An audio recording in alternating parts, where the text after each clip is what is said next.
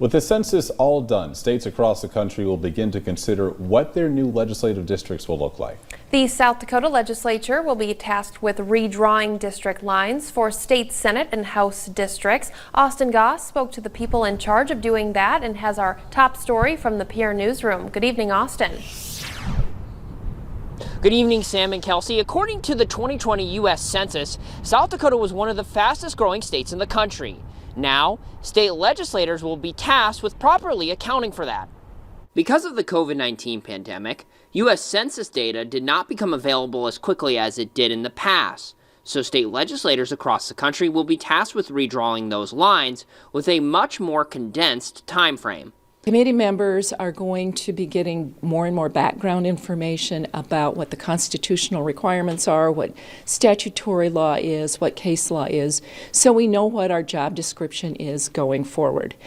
In August, we should get some raw data about where the numbers will probably fall out, and so we can start drawing some preliminary redistricting maps. The State House and Senate both have a set number of seats. The House has 70, the Senate has 35.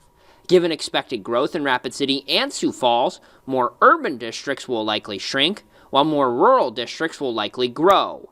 However, legislators will take the current map and try to work off of it, while also attempting to keep communities together. Such a difficult task, and with it being so short this year, it's even harder, but we try to encompass communities and stay amongst lines. We're going to try.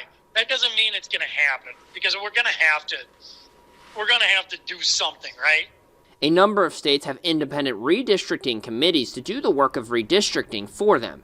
However, South Dakota supermajority Republican legislature conducts the practice itself. It comes down to numbers. It comes down to the populations and trying to stay amongst the municipal.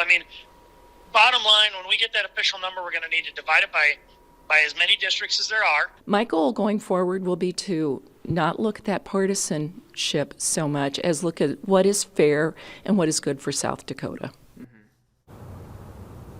Now, the legislators tasked with overseeing that redistricting process will begin holding town halls across the state during the month of October. And then on November 8th and 9th, we'll hold a special legislative session here at the state capitol in Pierre to hopefully finalize those new districts. Live in Pierre, Austin Goss, Dakota News Now. Austin, thank you.